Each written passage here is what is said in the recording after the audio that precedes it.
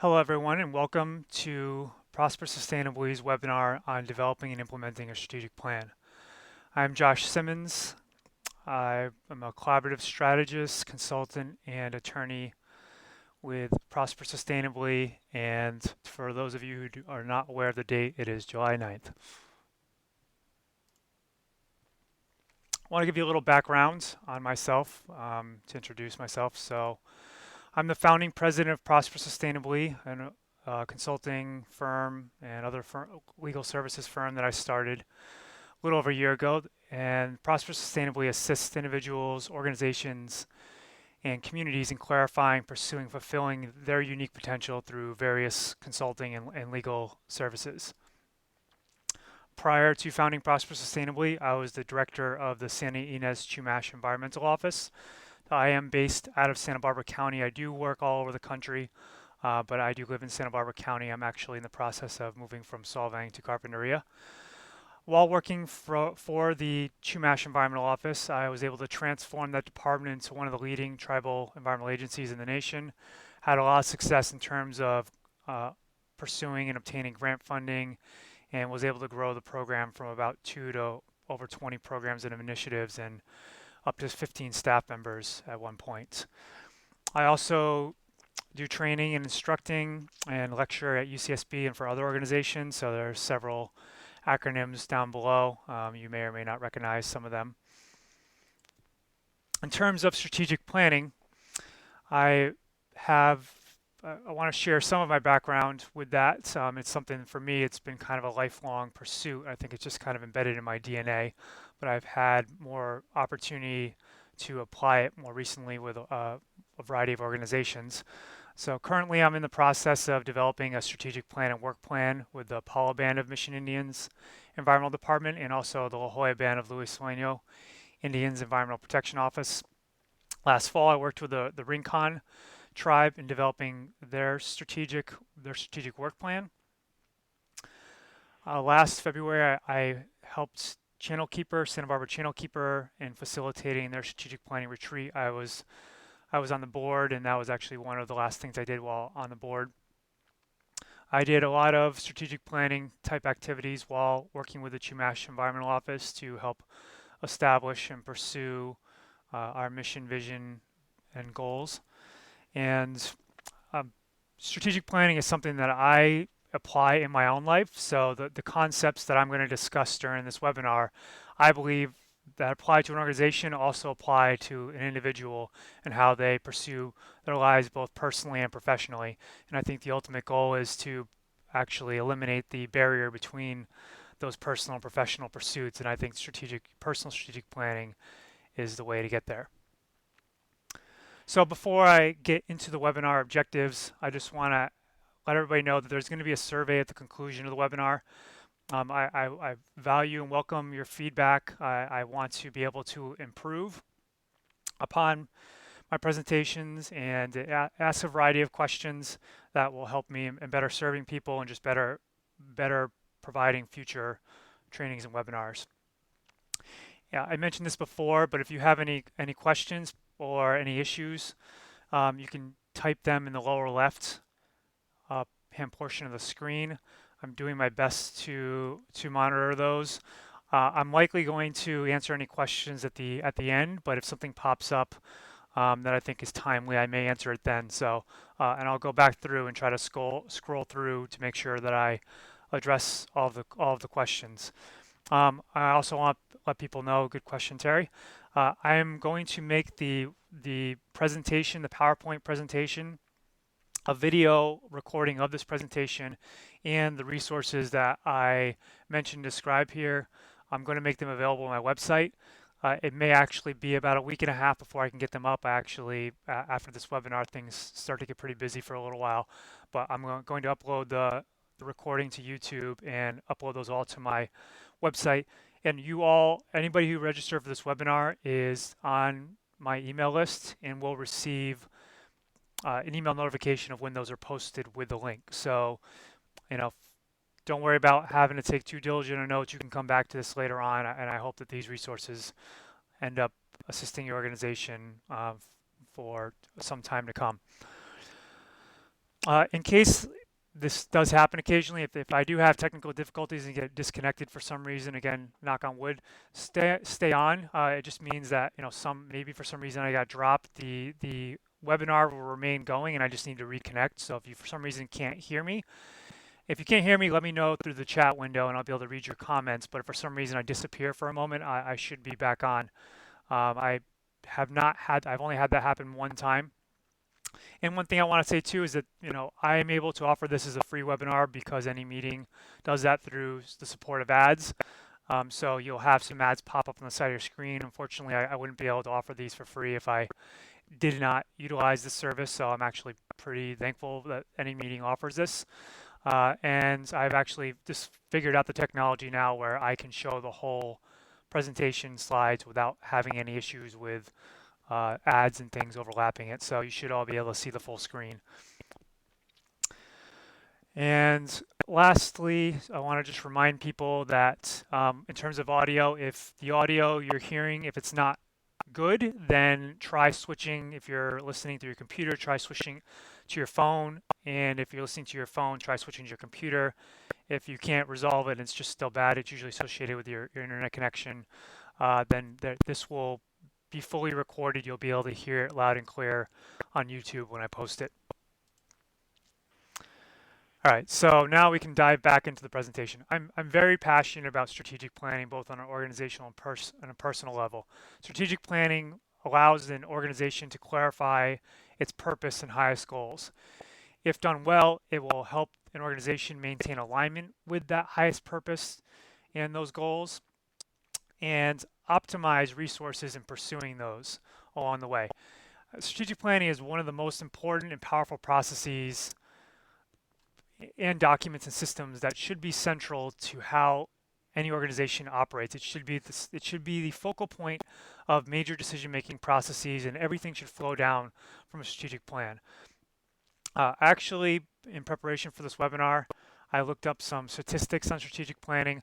I'm going to very generalize and summarize them. I'm actually going to make a document available for when I did my some web research on strategic planning. I just cut and paste the links into a document, so I figured I could share those with you. I'll include the one statistics document that I found as well.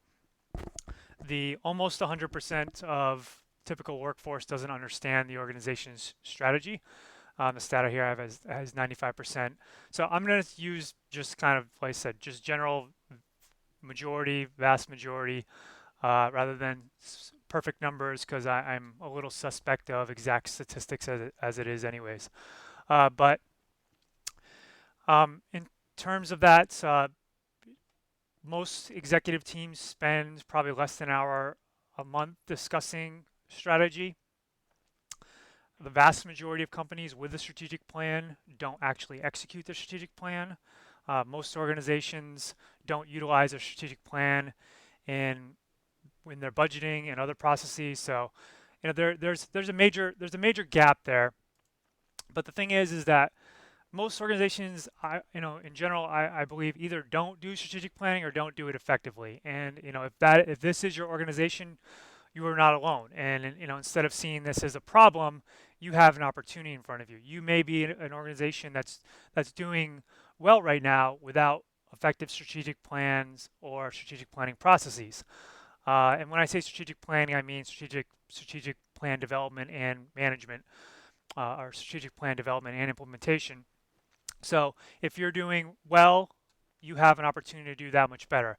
If you're struggling or you see room to improve, I believe that a strategic plan will allow you to get there. During this webinar, I'm going to provide an overview and as I just discussed, the importance of strategic planning and management, and I will come back to that throughout this webinar. I'm trying to cram a lot of information in a short period of time. I'm trying to keep this webinar to an hour. I could probably easily do a 3-day to a week-long training on strategic planning. But I want to get a lot of content, and there's a lot of content in these slides too. So I'm going to do my best to cover it all, but I'm also going to try to stay on track with time. So I'm also going to go through the process of strategic plan development. And this is the strategic plan is your mission, vision, values, your goals, and your SWOT analysis. It also includes a strategic work plan, which is going to incorporate the objectives, performance metrics, and other information that flows down from that overarching, mainly linked with the goals. I'm going to describe strategies and techniques for doing strategic plan implementation and considerations. I'm going to discuss approaches, tools, and resources, and these are things that I'm going to share through my website. I'm also going to share or describe why and how to develop a living strategic plan. And really, I'm going to attempt to justify doing ongoing strategic planning and management and continuing with those efforts. And another thing I'm going to talk about is the human element in strategic planning and management. So you don't want to look at your strategic plan, its objectives and its goals as things in isolation. I mean, all this process involves humans, and that you need to integrate your people into these processes. So I'll emphasize that from the beginning, even though I'm not going to be getting to that toward the end, is if you want your strategic plan development and management implementation to be effective, it needs to involve the people who are involved in your organization, and as much as possible in a way that makes sense and efficient and effective. I want to share 3 stories, metaphorical stories about organizational approaches to strategic planning or lack thereof. Each main character in each of these 3 stories represents an organization and their approach. And in listening to these stories, I want you to consider what represents your organization right now, and what do you want to represent your organization. These are simplifications. They're meant to bring a little humor to this. I enjoyed creating these graphics. As those who participate in my webinars in the past have been very, very text heavy, and I've enjoyed kind of utilizing some more of PowerPoint's functions.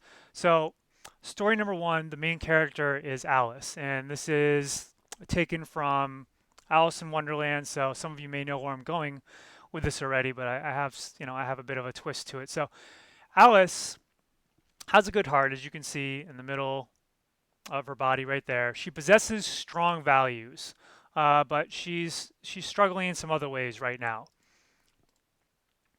Alice's new friend, the cat. The cat is really anyone examining an organization. So we'll call the cat the examiner, somebody from an outside perspective or even an inside perspective who's looking at the organization and trying to help the organization. So Alice asks the cat, "Would you tell me, please, which way I ought to go from here?"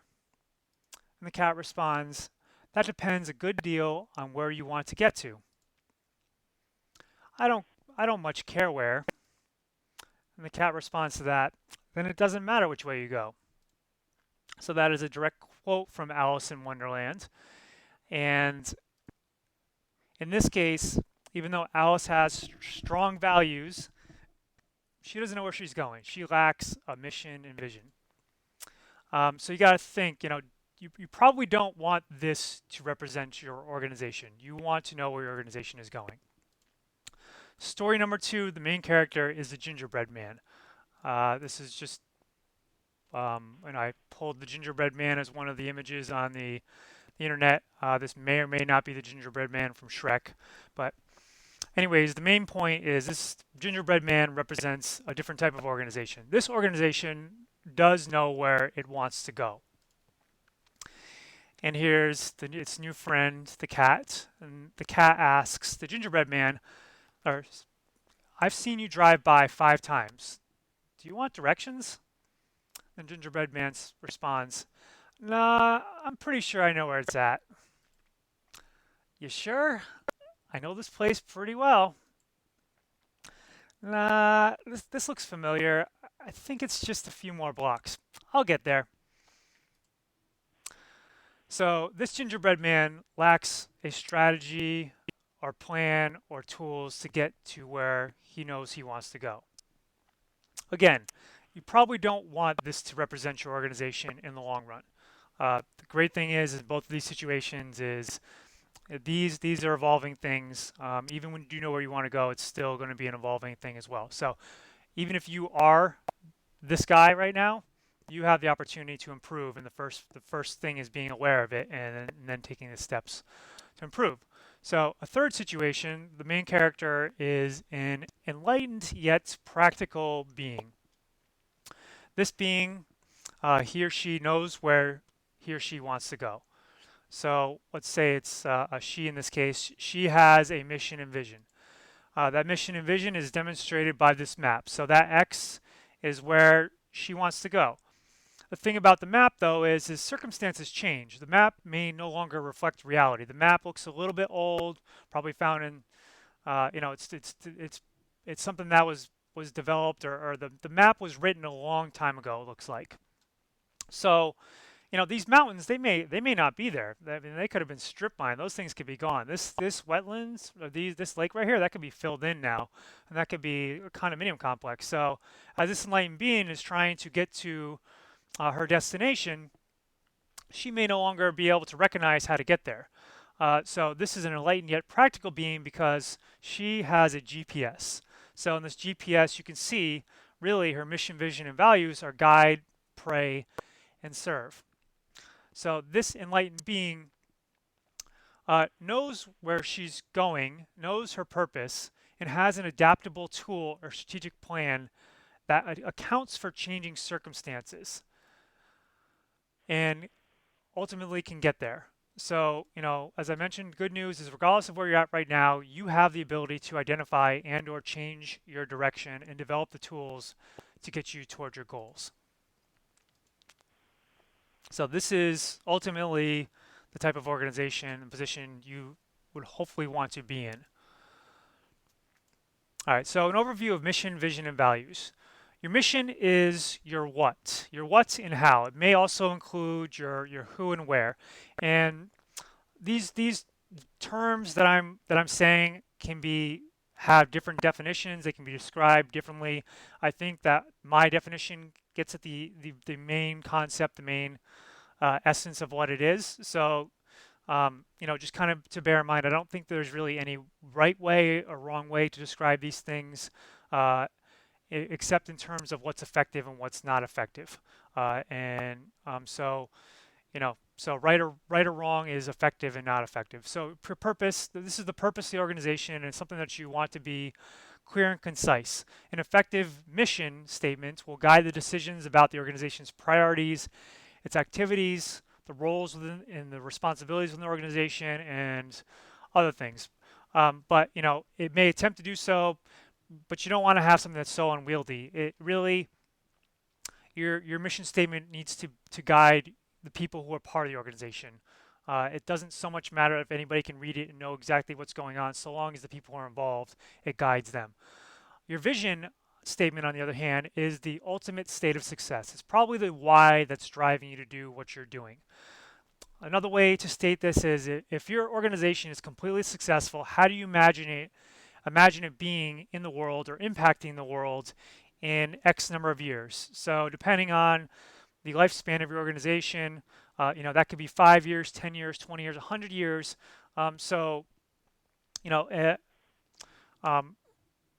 Establishing world peace is a vision, and that's not really a mission. That's an ultimate state of success. So if you are an organization that does, let's say, negotiation, mediation, that could be your vision, world peace. That is an example of a vision. Another way to describe a vision is an opportunity to begin with the end in mind, and you may know that from Stephen Covey's 7 Habits of Highly Effective People. That is the second habit, but that is having a vision is keeping the end in mind.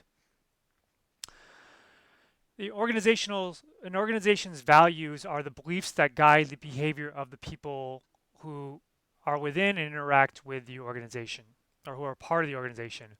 Another way of stating that is how things are done around here. Your values guide your actions, your behaviors, your communications. They can be principles, they can be principle-based. It's best if these describe the existing values of the organization. You can create a list of aspirational values. The thing, though, is you don't want to create merely a list of aspirational values. there needs to be a connection between your values and what's actually going on within an organization. And your organization can evolve to higher values, but your values are your culture, and culture can take a lot of effort and time to change. That can be done through new employees, new personnel, can be done through policies and systems, but it really, it's the organization's culture.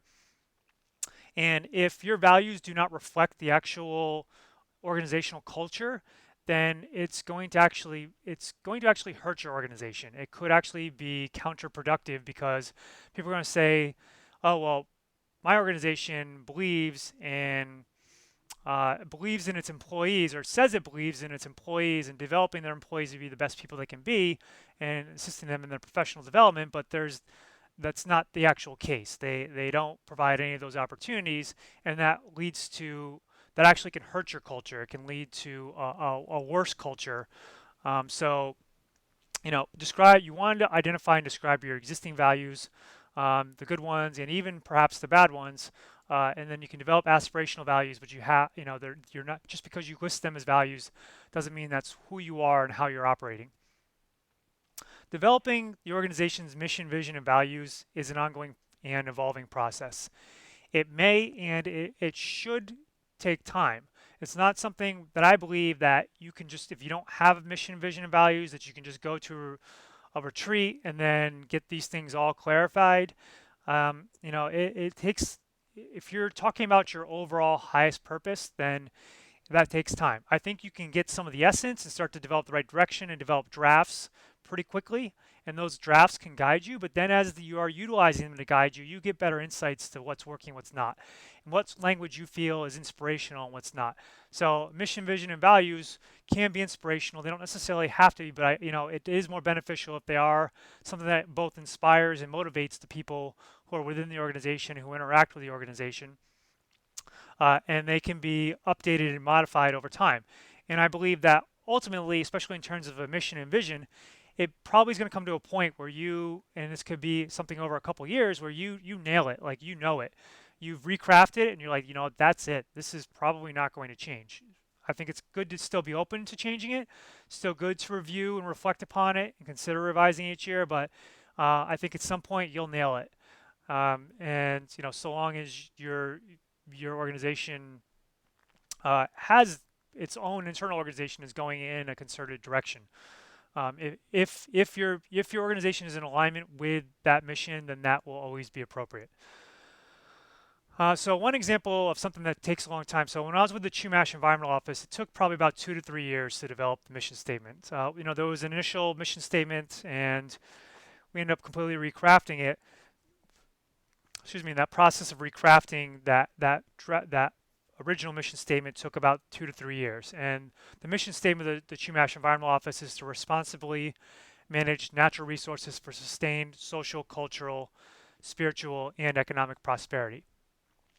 That does a good job of just does a good job did a good job of guiding us in our decision making process, and still does. I believe that it's an amazing office. They're doing incredible things, and it was an honor to be a part of it, and I'm glad to see I have some great people who are carrying that forward. In terms of considering your mission, you want to ask, does the mission and vision statements guide the major decisions and direction of the organization? So does that mission statement that I just stated guide the decision-making processes of the Chumash Environmental Office? So in considering that, we're actually trying to say, in this goal of managing natural resources, whether it's water quality, waste management, renewable energy, is that somehow creating sustained social, cultural, spiritual, and or economic prosperity? Or is it counter to any of those things? Is it actually decreasing any of those? And if it's decreasing some of those things, then we have to reflect upon, if we're developing a new goal or objective, whether it's appropriate to pursue. On the flip side of that is, if your organization has a whole bunch of objectives and things you want to pursue, and they don't seem to be in alignment with your mission, vision, and values, then so one option is to change one option is to change your objectives to align with the mission, vision, and values. The other option is to change your mission, vision, and values to align with the objectives, and then to refine those objectives so that they're both in alignment. And you want to make sure these things are being observed, modeled, and perhaps even enforced. So, your values, are those being enforced by the people within the organization? And that can be done through policies and procedures, which I don't think is as effective. But if you start seeing that there's peer pressure to act a certain way that's better for the organization, so the peers, so it's not coming from top down, it's actually coming from maybe the bottom to the top, or even parallel, then that's something that that your values are in alignment with what your organizational culture actually is. I want to share a few examples of some mission statements, and then one that's not a mission statement. So United Way, I've always, I know United Way does a lot of good in the community. I'm not entirely sure exactly, I know I've seen what they do, but I was always kind of curious as what their mission actually was. And as I can see, it's still kind of vague. It's a good mission statement. They improve the lives of people. They improve lives by mobilizing the caring power of communities around the world to advance the common good. Um, ultimately, there's things about this I like. There's things about it I don't like. In order to determine whether it's an effective mission statement, I would want to see the organization, see how they operate, see how they utilize their mission in terms of their decision-making processes. There can be layers of missions, vision, and values, or actually layers of strategic plans. I'm going to get more to that in a moment, but in this case, so the United Way has a whole bunch of different branches throughout the country that have their own mission, vision, and values, and this is Dayton areas one. And sometimes they're a little more specific, but I actually looked at several different ones, and they're completely different. Or they're not completely different. They're along the same lines. They all align with the overarching organization's mission, vision, and values. They're extensions of it, but they word it in their own unique ways. An example of a government mission statement that I liked was Alameda County's in California. And the mission of Alameda County is to enrich the lives of its residents through visionary policies and accessible, responsive, and effective services. That is, I believe, very clear and perhaps even powerful. And I like their vision just as much. They want to be recognized as one of the best counties in which to live, work, and do business. So that is aspirational. That is how they see themselves in how many ever years. That's their ultimate goal. If they're as successful, if they're 100% successful in everything they do, then they're accomplishing their vision. So that's a good way to think about your vision. If you're 100% successful in doing what you're trying to do, what are you, or what has happened in the world? And also in terms of vision too, your vision can be what happens, what your organization ends up, what's the ultimate state of your organization, or what's the ultimate change in the world. So it can be one or both of those. It really depends on what works for you. Another good mission statement I think is Google's mission statement, which is to organize the world's information and make it universally accessible and useful. I believe that Google does a good job of doing that. I believe they're fulfilling their mission. It's clear to me as an outsider, and I believe it does guide what they do. I was reading one article on strategic planning. It's actually on the resources list. It was a fairly good article. There was one thing I didn't like about it. It stated that it said Nike's mission was to just do it. And it said that was a good mission statement. It said it was powerful, and my perspective is I actually don't agree. I believe that that's a slogan.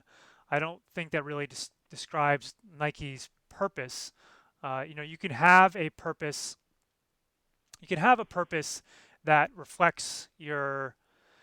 You can have a purpose that is the same thing as your slogan, but in that case, I believe it is just a slogan. So Prosper Sustainably's mission is to help individuals, organizations, communities clarify, pursue, and fulfill their unique potential. This is very much in alignment with my own personal mission, and then the vision. So the mission feels very clear to me. I actually feel like that's something where I'm like I've nailed that. The vision, I think, is still something that's underway. What I have so far is widespread empowerment, harmony, and genuineness throughout the world as a result of the majority of individuals, organizations, and communities taking meaningful steps toward fulfilling their unique potential. I feel like that needs work. It's a little bit of a mouthful. That does reflect what Prosper Sustainably does, and it reflects who I am and what I'm trying to accomplish in this world. But I feel like it could be stated perhaps better. And what's great is this, these and it should be evolving over time. So one question I just saw was, can you have one vision statement, or is it best to narrow to one? Uh, I don't think that there's necessarily a right answer to that. Perhaps that's the attorney in me coming out, but so my answer is there is an answer to that question, and that is it depends on your circumstances and what's effective. If you The benefit of having just one statement is it's clearer to everybody. It's easier to communicate. If you end up having multiple statements for your mission and vision, I think that you it's like the word priority. I recently learned that the word priority got completely and utterly mixed up in our language. Priority is supposed to be one thing, the highest purpose. But now we have priorities, and we could have a list of priorities that are 10 long. So if you have 10 priorities, then what you don't really have a priority, you just have, 10 important things. And in achieving your highest priority, well, if you're pursuing 10, you're dividing your resources. So I actually, I guess, would advocate one mission and vision statement, but ultimately, if you have multiple statements for either of those, and they're effective for guiding your organization, then then that do what works, do what is effective in practice, and be open to changing over time. You can try just one statement and see how it works. If you find that there's some reason you need more, then try adding some more to that. So the SWOT analysis is another component of the strategic plan development process. Most of you probably, or many of you probably have heard of SWOT, and I'm going to briefly go through what this means. So you first want to analyze, or not first, I mean, you're analyzing all four of these, but you want to analyze your strengths. So what does your organization do well? What advantage does it have? And this advantage could be in context of what it does well relative to other similar organizations, what it does well within the community that nobody else is doing well, but what does your organization do well, and how do you want to leverage what it does well or build upon that? What are the organization's weaknesses? Where can it perhaps improve? Although, you know, identifying weaknesses and analyzing them doesn't necessarily mean you need to improve, because that may not be an effective strategy. Um, Identifying and being aware of them is important. And then from there, you can decide whether you need to improve it or where you just need to account for it. So you may actually focus on your strengths instead of your weaknesses. If you start focusing on too many weaknesses, then you may actually spread yourself too thin. You may take away from your strengths, your overall purpose, and what you're trying to accomplish. So the first two, the strengths and weaknesses, are more internal to the organization. The next two, the opportunities and threats, are external. So the opportunities are those positive circumstances surrounding the organization. They can be what's happening in the environment, what are the trends going on out there. It could be regulatory. Uh, you know, the opportunities and threats are essentially the same types of things. It's just whether they're positive or negative. A regulation could benefit your organization, or it could restrict your organization in some way. If you're a regulatory law firm, like, new regulations could be better, could actually be good for your law firm. They could actually, and they could help you gain more work. They could help you fulfill your mission and vision. If you're a regulated entity, a new law comes out that can restrict some of what you have to do, what you have to handle. But those can be, those circumstances can be political, they can be economic. So there's a variety of things. In terms of your SWOT analysis, this really informs the other elements of the strategic planning and management. So you can look at the SWOT analysis. It can, to a limited extent, probably inform your mission and vision, your goals we're going to talk about, and then your objectives and strategies.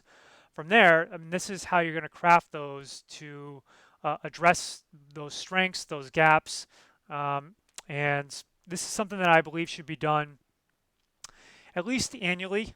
And you can do it overall for your organization, but you also can do it for each division within the organization, or each strategic planning component. So if you have a department, then and your department has 10 different programs, you could run a separate SWOT analysis for each different program. I'm gonna get more on how to kind of possibly organize your strategic plan in a moment.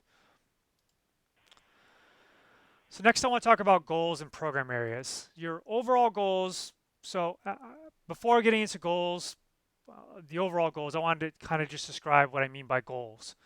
Goals and objectives are used differently by different people. So I'm just going to explain how I'm using them, how I use them in general, and how I'm using them in this presentation. So your goals are the highest things you're seeking to achieve.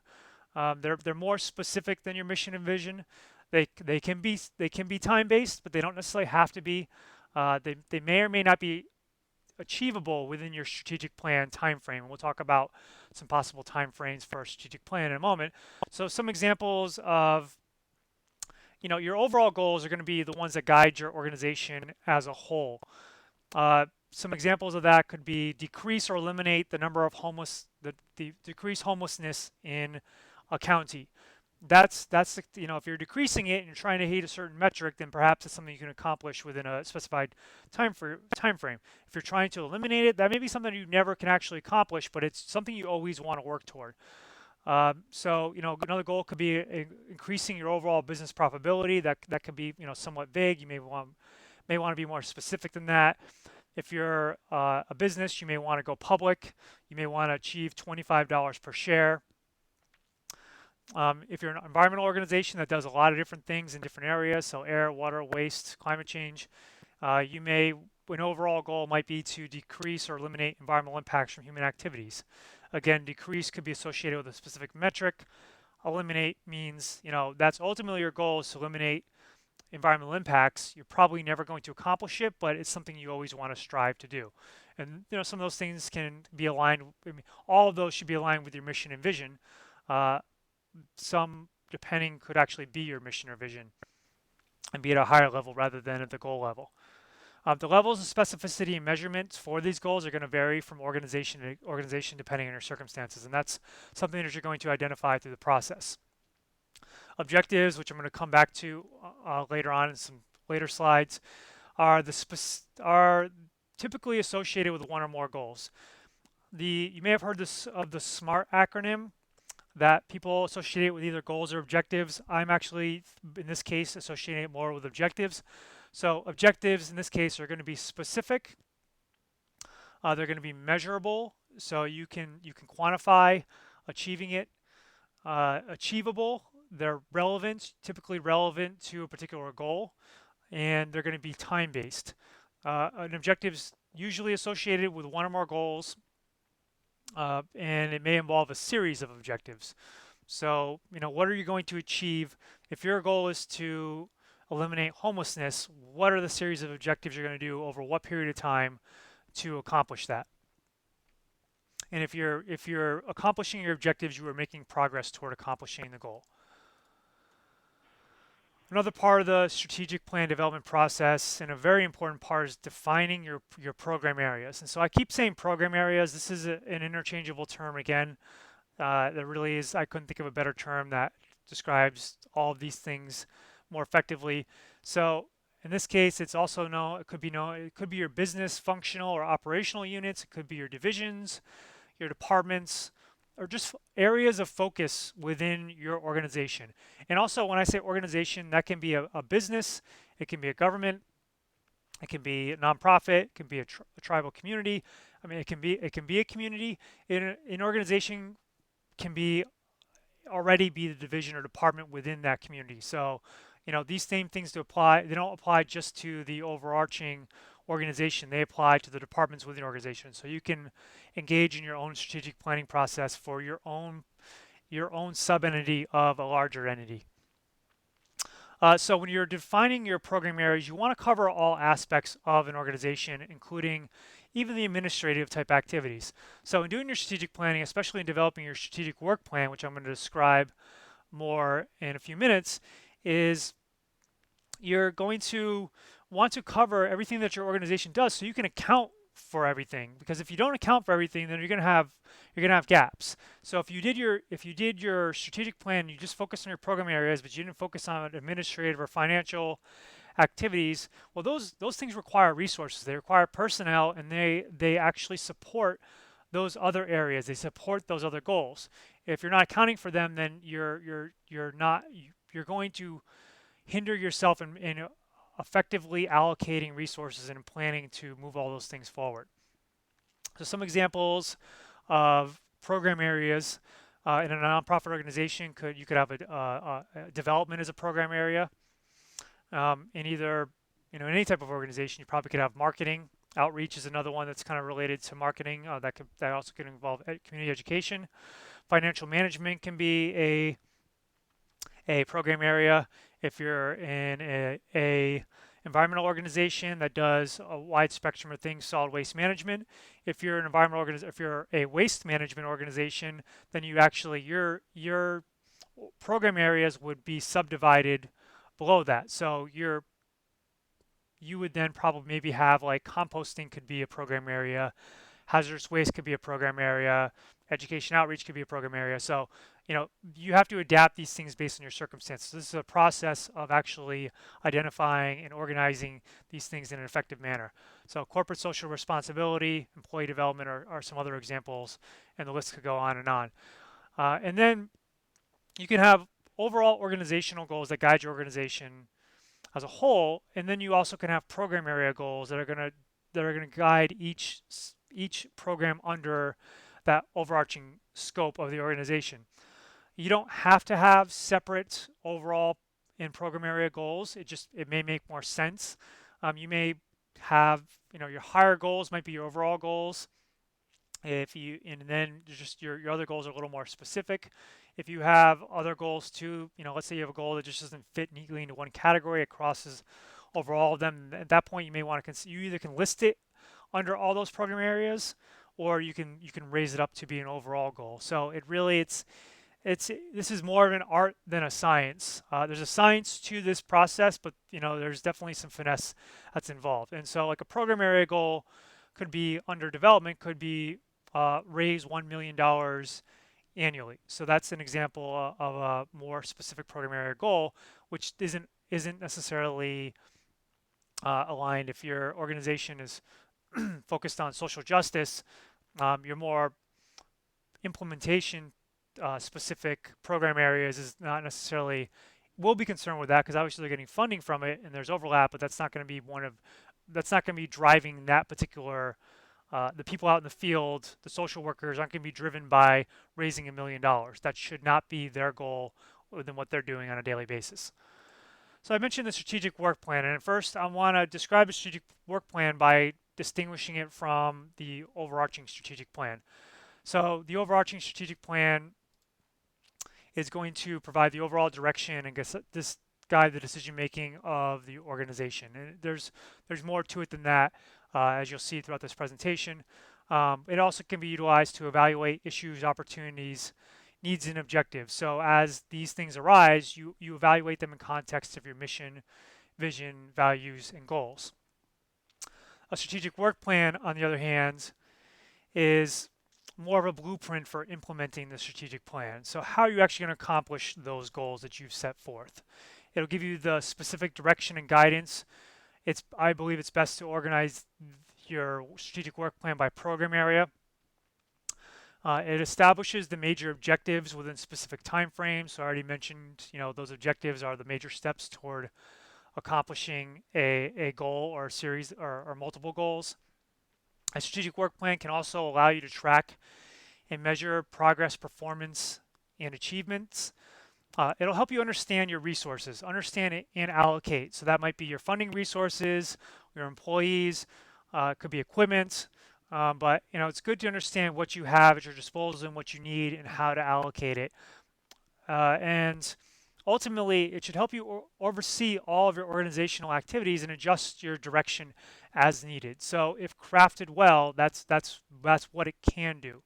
And the level of detail and specificity is going to vary from organization to organization, and this is what you determine through the process. So you can't start this and say I know how much detail I'm going to have from the beginning.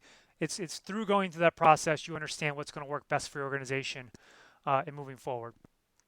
So here's some common strategic work plan elements. And again, you want to organize these by program area. So the asterisks are the essential areas, which I think are kind of the bare minimum of what you're going to need to have in an effective strategic work plan. Your objectives and milestones are going to be probably the most critical element. So you're going to have your mission, vision, values, goals. You've done your SWOT analysis, and then you have your objectives and or your objectives, or in other words, milestones to achieve. They're in alignment with your mission and vision, but they're really achieving the goals that you've identified. I actually think it's beneficial to include and keep track of possible objectives. I'm going to get more to that in a moment as I kind of describe the human element of strategic planning.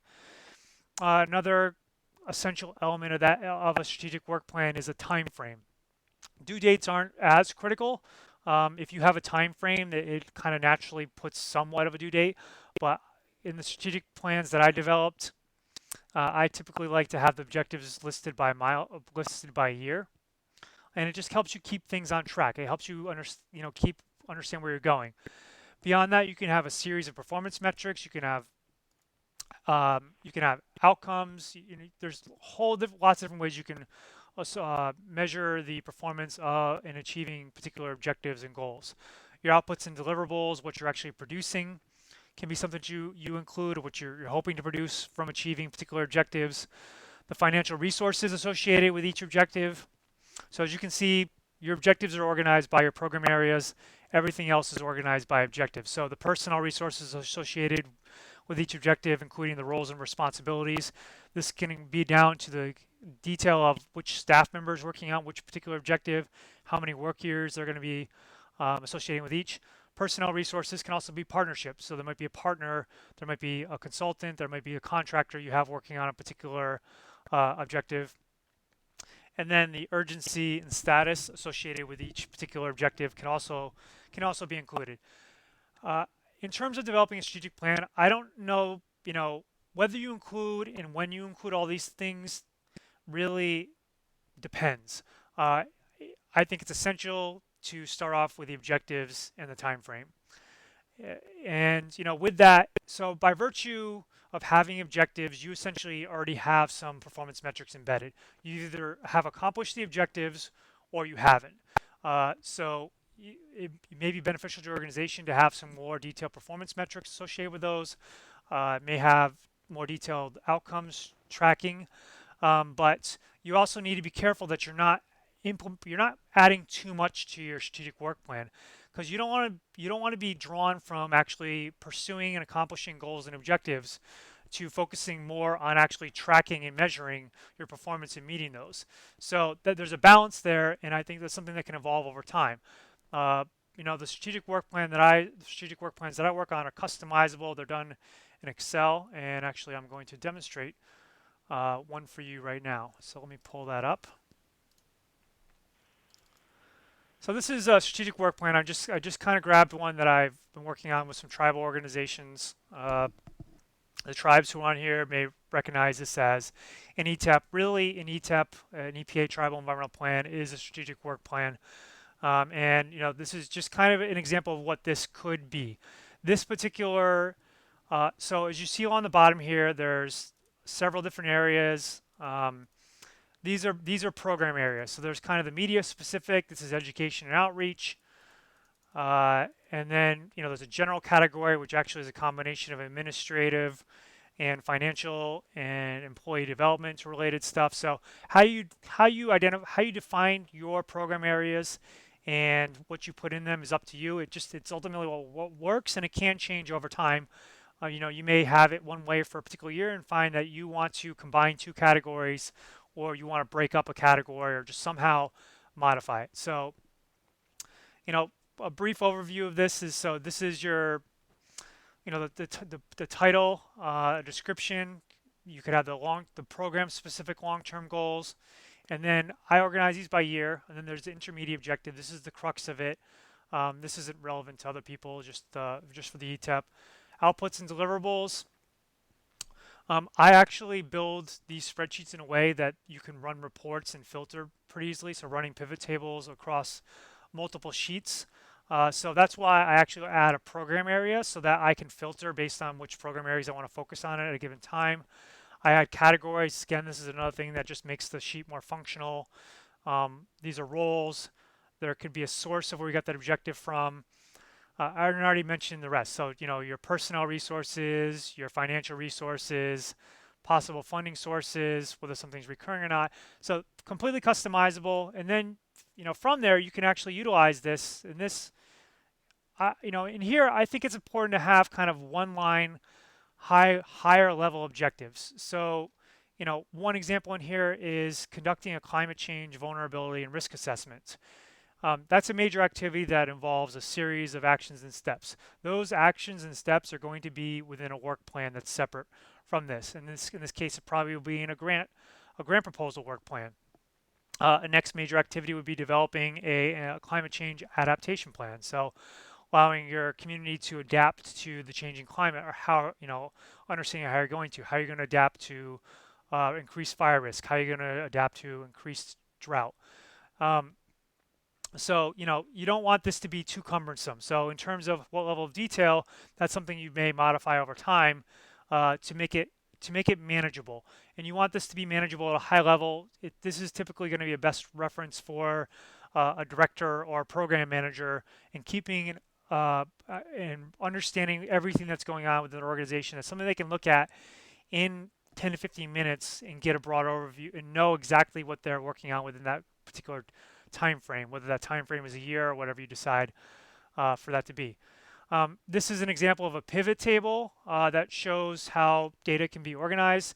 This is a very, very simple pivot table that only actually doesn't do much more than filtering. In this case, I actually can include multiple areas. It's not really showing them because of the screen. So, uh, but anyway, so this organization is this is the objectives, and they're just filtered for the year 2016. So you could actually choose all of your objectives across a given year and show them all at once. And that's good for creating reports that you want to show to other people. And um, so, can be a very effective, powerful tool that can be customized to meet your needs.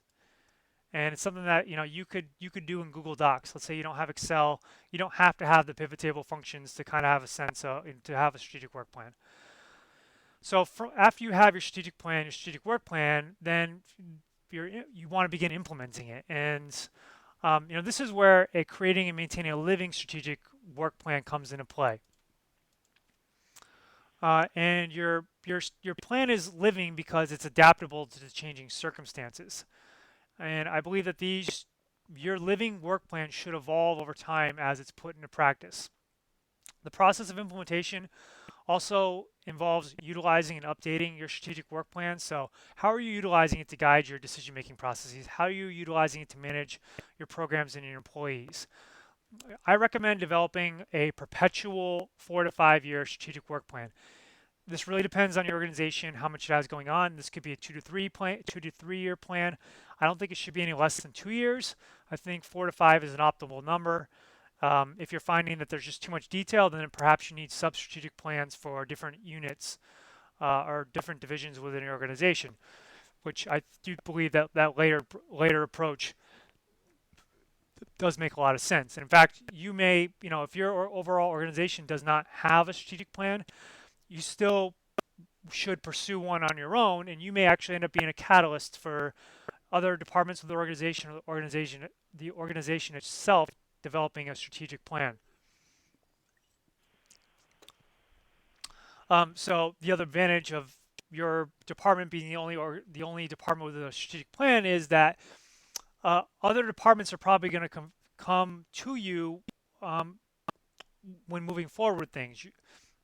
You're going to be the only one with a vision and a strategy, and if you collaborate with them in developing your strategic plan, they're actually going to be invested in your strategic plan for your department. So it's going to make your department more effective, but you want to do so in a manner that makes them more effective and accounts for their goals and what may be their goals.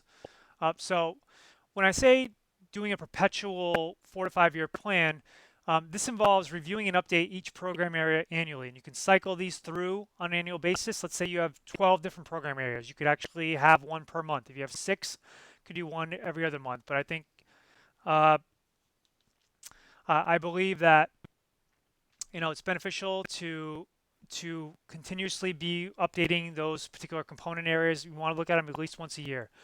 Um, and having a perpetual one means that it's your 4 to 5 year work plan is always the next 4 to 5 years.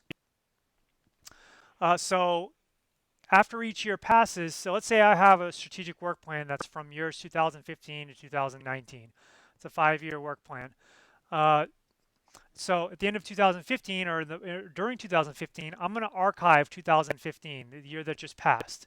And then I'm going to add 2020 on the back end, and I'm going to revise everything in between. So I'm going to look at 2015 and look at what I was able to accomplish, archive what I was able to accomplish that I no longer want to pursue. If it's something I haven't accomplished that I'm still working on or still want to pursue, I will integrate it into the future years, maybe the years in between or on the back end.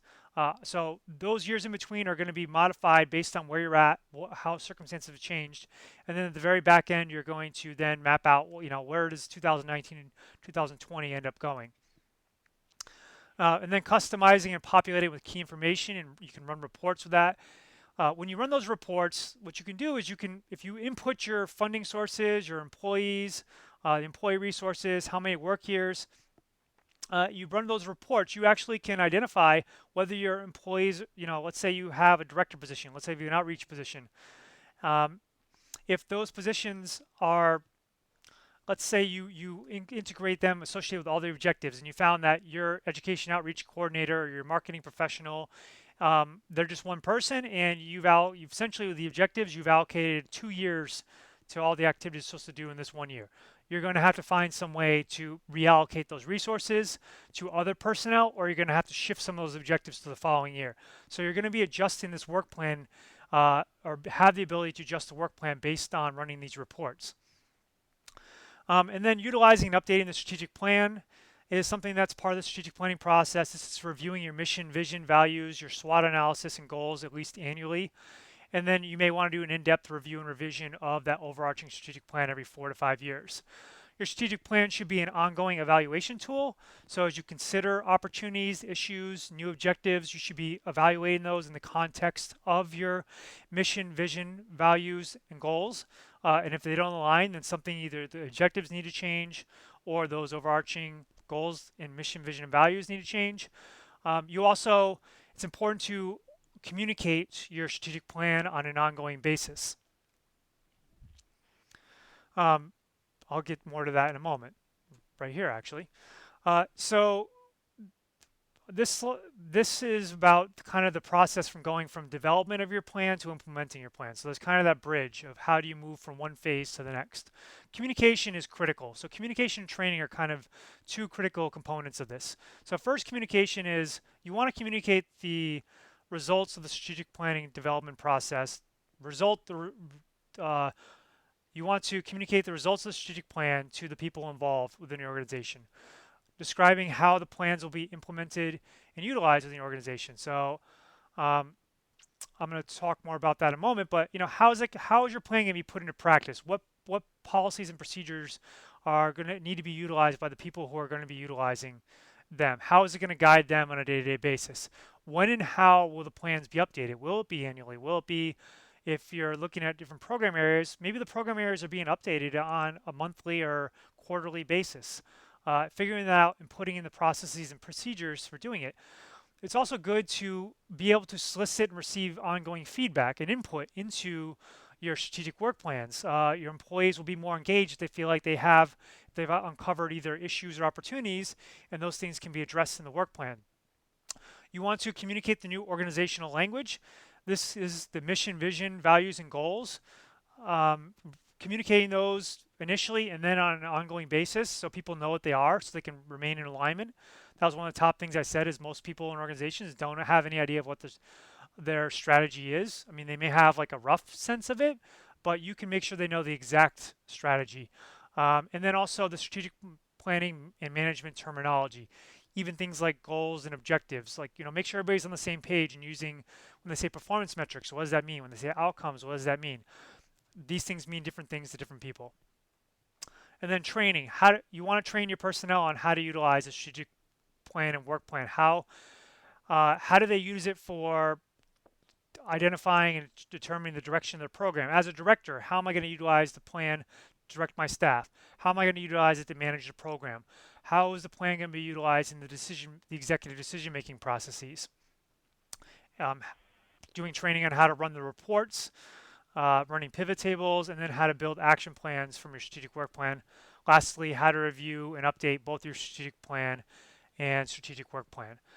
So I'm getting closer to the end, so I apologize. It's 11 o'clock. I probably have maybe 10 to 15 minutes to go, hopefully less.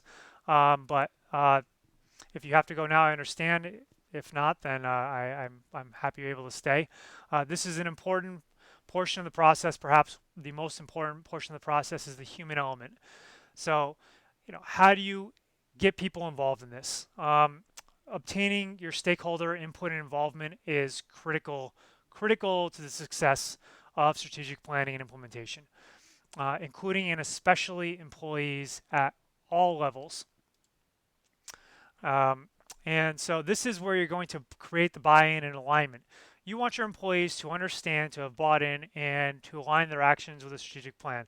And this doesn't come from just telling them, developing the strategic plan among the top level executives and telling them what it is. It involves getting them engaged in the process of strategic planning, getting their input, getting their buy-in, getting their perspective, and through that you're going to foster a sense of respect for them that's going to make them feel more valued as a participant and as an employee, and a sense of belonging into something perhaps greater than themselves. Provides a container for new ideas and concerns. So something that happens with a lot of organizations is there is no kind of set processes for identifying and evaluating new opportunities, concerns, objectives. So, and then typically they come from either the most powerful or the most vocal person. And somebody who's, maybe less powerful or less vocal, maybe more of an introvert than an extrovert, they may express an idea from time to time, and then if it wasn't systematically acted upon, and they find that it really just ends up being the person who's the loudest or the most influential, that those are the only things that get acted upon, then they're going to probably stop presenting new ideas and concerns, which is going to be a detriment to your organization. So you want to have a clear and consistent process for evaluating these new ideas. When anybody has an idea, if they know that there's going to be a clear and consistent process for capturing that idea, documenting it, and evaluating it, then they're going to feel more respected and valued. And it's going to be something where it's not an interpersonal issue. It's not that, oh well, Jane gets all, she says these things, and the organization continues to shift every time she has an idea, but I come up with something and nobody respects or listens to me. Doesn't mean that you act upon every single idea. It's just a consistent process for evaluating. It's a place to put them, and then if somebody's idea isn't acted upon, you can let them know. It's clear why it was not acted upon. That's an ongoing communication process, but it helps make that process easier. So, and when you do have that process, you want it to be in the context, that evaluation should be in the context of the mission, vision, values, goals, and other objectives. Communicating and modeling commitment to your mission, vision, and values, that is critically important. I said this before, so I'm not going to say it again in too much detail. If you're not acting in alignment with your mission, vision, and values, there's going to be dissonance. It's going to be detrimental to your society. It's going to breed a negative culture. On the flip side of it, you can create a sense of meaning and purpose, and maybe even inspire the people who are part of it. Not just employees, but stakeholders, board members, even the people you're serving. Clarifying direction expectations is, if you don't want employees who are like, just tell me what I have to do and I'll do it. You're not getting the most out of your employees if that's what their default is, and that's the default probably in most organizations. Through an effective strategic planning process, strategic plan development, implementation processes, the direction and expectations are clear. The goals, the objectives, the performance metrics, everything is more clear, and it'll continue to get more clear over time, and it'll be adaptable as circumstances change. It also, this process includes the people. It helps develop relationship, and it helps address interpersonal matters. So actually, what I meant to say about this part is you want to incorporate these things into your strategic plan. So you want to incorporate the human element. You want to incorporate objectives associated with relationship building and interpersonal matters, both positive and negative. Those should be integrated within the values, within the goals, within the objectives, perhaps even the mission and in the vision. So employee training, employee development, um, interdepartmental relations, those things like that, communication strategies, your internal stuff should be incorporated into your strategic plan. Advanced strategic planning and management is these are just other things that can be done. That this is really going into more depth. A lot of things that have already been covered. So I'm not gonna talk about these.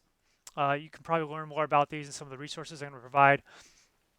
So, um, getting close to the end, I want to kind of demonstrate strategic planning with a um, visually with a few more kind of graphics. So these are potential strategic planning pathways. So this blue dot represents an organization, and this organization has no strategic plan. So this organization starts at A, and really the goal of this is kind of talk about strategic planning with respect to resources being utilized. So this organization with strategic plan is starting at A, and this is the path of this organization. It's bouncing all over the place. New opportunities are presented to it. New funding opportunities new partnerships. A board member comes up with a new idea. So they're going all over the place. There's not really any clear way that it's going. It's kind of just reacting to arbitrary things, perhaps arbitrary things, things that may seem very logical, but are actually somewhat seemingly arbitrary to an outsider, and it ends up at X. X doesn't really mean anything. X isn't a mission. It's not a vision. It's not a specific goal. It's just where it's at after a certain amount of time. This is the path that organization took. It actually kind of moved this way. It could have ended up over here. There's really no rhyme or reason to where this organization went. And I actually measured these lines in Google Earth, and so this organization went 1,200, in this case I think it was feet or something like that on Google Earth, but 1,200 units of a particular resource. So I put insert resource here. This resource could be time, it could be money, it could be personnel, it could, there's lots of different resources and a combination of resources that could have been expended to the organization from A to X. And who knows that, why is X even better than A? Without a purpose, without a mission, without a vision, it's unclear. So this organization has a strategic plan. It's starting at A, but through the strategic planning process, it has identified a goal, which is B. That goal flows down from its mission and its vision. So this is the path that this organization takes. Things happen, opportunities get presented, issues and challenges occur. So it kind of goes up and down. It gets, let's say that the straight line is the exact alignment. So you're not always going to be in perfect alignment, but this is the path that an organization with a strategic plan takes. And during this course of time, this organization got twice as far and expended 800 units of resources versus 1,200 units of resources. So the last example is an organization that has a living strategic plan. Starting at A, it's identified its a goal of B, and it's going through this process, kind of the same exact pattern as before. So that's where it ended up halfway during this particular process. So after a year, it does a review of that particular goal. It reevaluates it and reflects and revises its strategic work plan based on changing circumstances, and it's actually identified that the goal needs to change. So the goal is now C instead of B. In this organization, so C is close to B because if the organization did effective strategic planning, new goals aren't going to be, in a completely different ballpark. C is not going to be on the other side of A. They've already considered these things in detail. So the consideration now is just like, some outside forces have changed they've identified through the SWOT analysis. So, instead of going right here, it's just a little bit different. So this is the new path the organization takes. Instead of going toward B, it goes towards C. And in this case, it only expended a little bit more units of resource, but C is really where it wants to go, not B, and it's identified that now. So this organization is in alignment. It's utilized less resources and more effectively gotten to where it wants to go. And this can be mapped out for lines and lines and lines. So that could be, you could go to A to Z, and there's all sorts of decision points, all sorts of review points. This is how an organization that's in alignment, this is the path it should take. And over time, these peaks and valleys may actually lessen. But I do believe that you'll have changing goals. You should. The world changes, and you want your goals, your mission and vision to continue to reflect reality as those change. So how can Prosper help with this?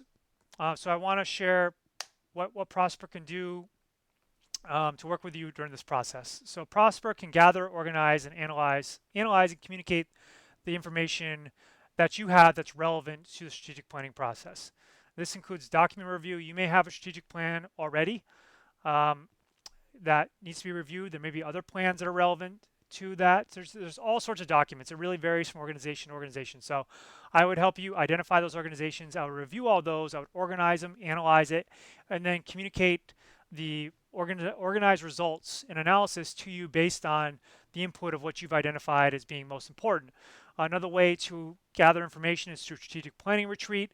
That isn't an end-all be-all to the strategic planning process. That is a stage of it, but I think that should extend beyond it through questionnaires, interviews, surveys, meetings. To what extent you do these things, it's perhaps going to depend on what your budget is, how much you internalize these things, and I can work with you to administer and gather this information, or do it on your behalf. I'm going to help your organization prepare. I can help your organization prepare a strategic plan framework. So identifying from that information, help you clarify what should be the program areas, how should you organize this, how should you structure a strategic work plan, and then even drafting the plan based on the input from within the organization. So taking that organized information and putting it into that plan, so that you have that. It's difficult. Somebody working in the organization, it's difficult for you to take time away from your day-to-day activities to spend the time doing this. It's critical, and it should be done somehow, some way. So, uh, it's that will save you time having somebody else be able to draft it. Uh, I can develop and implement the strategic management plan. So this is a collaborative process. Obviously, all these things are collaborative processes. I can't do these alone. Developing and implementing the strategic management system is going to be something that's going to necessarily involve minimum the highest level employees, if not employees throughout the entire organization. Providing periodic support as needed. So for those annual updates, being able to work with you on revising your strategic plan, and especially your strategic work plan, on an annual basis or whatever period of time that you want to revise it. And my goal is to help you be self-sufficient. So it's I want you to be self-sufficient. I want you, you may have me come in and work with you to revise it once or twice, and you're like, we got it now. We can do it on our own. Thanks for the guidance. If that happens, I was successful. If I was, but circumstances may change down the road, and you want some other support. Through this process, I can guide your organization, keep you on track, keep you moving forward. As I mentioned, strategic planning. It's I think a probably one of the most important things you can be doing, but it's never a priority activity. It's not a fire. It can help create less fires, but it can be hard to, if you've been in the kind of high priority, firefighting mentality your whole career, or your organization, that's the organization's culture. It can be hard for you to find the time to step back and do this. So I can keep you moving forward on this. I can do a lot of the work for you, keep you on track while keeping you. This is really your process. You're going to be involved. I'm just facilitating. Prosper also offers a fresh, independent, and insightful perspective. So the ability to get new ideas and options, identify resources and opportunities is invaluable. Really, I think the best metaphor for this is being having somebody who isn't isn't stuck within the forest, can't see see through the forest. I just butchered that particular metaphor. So basically, I can see from an outside perspective. I'm not within the forest. I can see the whole forest and the trees, and just see things in a unique way. Also really good at identifying collaborative opportunities, funding opportunities, other resources. It just and uh, Another thing too is identifying and addressing issues and challenges. I'm very good in within this process. There's going to be interpersonal challenges. There's going to be uh, cultural issues and things like that that can be difficult either to identify or manage if you are within that organization. So having somebody who is outside the organization not only to identify it, but who may also be detached from it. And if you had to deal with an issue directly with somebody else who you don't work well with, that can be challenging. But to have a third party come in with those skills and experience can actually be very beneficial to having everybody move forward. So this is the second to last slide. On top of that, Prosper Sustainably offers other services.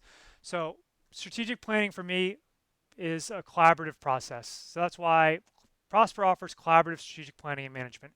What we just went through was organizational strategy. So collaborative organizational strategy.